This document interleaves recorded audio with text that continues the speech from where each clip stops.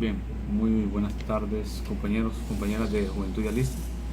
Un gusto saludarles nuevamente. El día de hoy contamos con la presencia que nos honra con su presencia el doctor Nelson Ávila. Doctor, un gusto enorme, un Mucho placer. gusto. Para mí es también un orgullo estar con jóvenes inteligentes, jóvenes comprometidos y jóvenes que sin duda alguna estudian y que aplican el conocimiento para el bien. Eso es bueno. Sí, yo siempre he dicho que lo agradecemos, doctor, por contribuir al fortalecimiento intelectual. Sí, eso es. Se lo agradecemos por contribuir y aceptar nuestra invitación acá a la universidad, a la pedagógica. Créanme que es un gran honor, un gran privilegio tenerlo acá. Y como movimiento estamos orgullosos de este evento. Doctor, hoy tendrá una exponencia con los compañeros sobre economía, algunas palabras que quiera dirigir al grupo, cómo mira usted la situación social en Honduras, su perspectiva política, doctor, ¿verdad? Sabemos que usted es un hombre muy profundo en el conocimiento y explíquenos un poco sobre todo esto y su concepción de la juventud. Bueno, yo creo que en primera instancia para mí es un honor dirigirme a esta, como yo decía, juventud rebelde, juventud idealista, juventud transformadora. Sin duda alguna, lo que es interesante es que ustedes ligan juventud con conocimiento, con ideas, Sí, sí. y eso es importante. En la medida en que exista la concepción de que el conocimiento es capital para poder no solamente transformar lo externo, sino que autotransformarnos. No puede existir transformación externa si no hay autotransformación. Y lo digo dentro de la perspectiva, si les parece a ustedes, del conocimiento. Y es en este contexto que esta, digamos, charla, conversatorio sobre globalización, crisis mundial y crisis nacional, que ustedes mismos han organizado, pretende generar pistas de reflexión sobre lo que es la historia geopolítica, esencialmente la historia geopolítica de los últimos 500 años, para entrar un poco a la caracterización de la complejidad de la crisis mundial y también la complejidad y a veces yo diría complejidad contradictoria de la crisis en un país como el nuestro. Y en ese contexto debemos entender que a pesar de que mi pecado, como dices, es ser economista, yo tengo una visión transeconómica, o sea que no existe posibilidad de la explicación unívoca, o sea, un solo elemento que defina todo, es imposible. Todos sabemos que hay una interrelación de hechos y fenómenos para explicar una realidad concreta, así que estamos listos para este diálogo con ustedes. Y yo sí creo que, como decía Morazán, porque Morazán destina sus últimos segundos a pensar en la juventud, ¿cierto? Y les envía un mensaje que ustedes lo conocen muy bien, cuando les exhorta realmente a transformar esta nación, en donde, como él dice, entendiendo por nación la región centroamericana. Y yo creo que es interesante que esta exhortación de Morazán se correlaciona con también tres libros que yo les sugiero que en algún momento lo lean, informaciones, discusiones, etc. Y en adición al manifiesto de David, de Morazán, yo creo que lo que es el manifiesto de Cartagena, pero también la Carta de Jamaica y el discurso de Angostura, Carta de Jamaica de 1816, el discurso de Angostura de 1819, demuestra exactamente cómo los grandes pensadores y los grandes luchadores de nuestro país, digo América Latina y el Caribe, en realidad casi siempre han sido personas que han sido forjados en el conocimiento y que como ustedes, como juventud, en realidad tienen ese compromiso. De forma tal que yo sí veo que las posibilidades de salir a la crisis nuestra, que entendemos que es parte integrante de esa crisis global, pero que al mismo tiempo trasciende la crisis económica para ser una crisis de ideas. Yo creo que lo fundamental es la crisis de ideas, la crisis de pensamiento crítico, la crisis social o la crisis ideológica o la crisis política o la crisis militar, etcétera, etcétera, son parte consubstancial e indivisible precisamente de la existencia de esa falta de reflexión, en donde el fenómeno político ha sido cooptado por todos aquellos que no son políticos, se dicen políticos, pero no entienden que la política es una ciencia.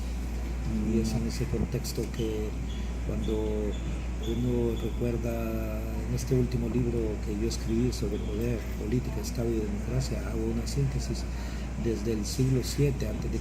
hasta la actualidad, un poco obvio de algunos elementos sobre filosofía política, pero incluyo sin duda alguna a alguien que fue teórico y práctico, que es Morazán y Bolívar. Fueron teóricos, grandes pensadores de la política, ojo, la política como ciencia, Sí. que es lo que le hace falta a la inmensa mayoría de los que denominamos políticos. Más bien el problema de la, más que la política de crisis, como dice, hay crisis de la política. Crisis de la política. Exactamente. ¿Y por qué crisis de la política? Porque hay falta, porque hay crisis, perdón, de pensamiento. Y como hay crisis de pensamiento, hay crisis de política.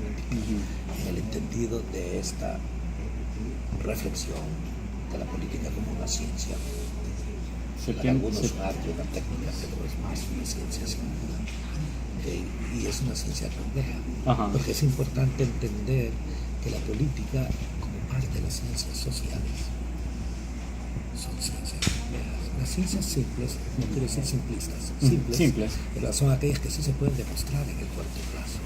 Por ejemplo, matemáticamente yo puedo demostrar que 5 por 5 es más o menos 25, y en consecuencia es demostrable. Lo que es poco demostrable es la existencia, por ejemplo, de justicia o de libertad. ¿Cómo demostrar la justicia y cómo demostrar la libertad? Estas fueron reflexiones que se dieron desde los grandes pensadores. Sin duda alguna nos destruyeron nuestro pensamiento en América Latina y el Caribe. Entonces lo que más conocemos nosotros es una visión europeocentrista, ¿no es cierto? Eurocentrista. Y esa visión occidental, entre comillas, eurocentrista, sí vemos nosotros que se centró enormemente en esa búsqueda también del conocimiento, pero que en realidad nosotros encontramos que esa búsqueda del ser más que el tener, que es la, yo diría, degradación que tenemos, ha ido más bien hacia la perspectiva de cómo nosotros podemos estructurar civilizaciones, más allá de civilizaciones del conocimiento, las civilizaciones sin duda del desarrollo. El conocimiento no tiene ninguna razón ni ninguna fundamentación si no va orientado precisamente a que las civilizaciones cada vez sean mucho más igualitarias. De forma tal que eso es parte del tema, y Honduras como parte de esa crisis nacional y mundial está pasando por momentos sumamente complejos en donde hay casi una destrucción, yo diría, del pensamiento intelectual, del pensamiento artístico, o sea, los artistas y los artistas, o artistas o intelectuales al mismo tiempo, ¿verdad? Pero los tipos de políticos que se dan en los países nuestros tratan de destruir precisamente el pensamiento intelectual y el pensamiento artístico. No les conviene. No les conviene, así es. Y eso es parte ustedes saben que el elemento, a pesar de que Lenin, por ejemplo, planteaba que la economía, soy economista, y entonces en ese sentido decía Lenin que la economía era determinante en última instancia, ¿verdad? En todo, porque si se fijan ustedes, las mismas teorías revolucionarias se basan en esta concepción.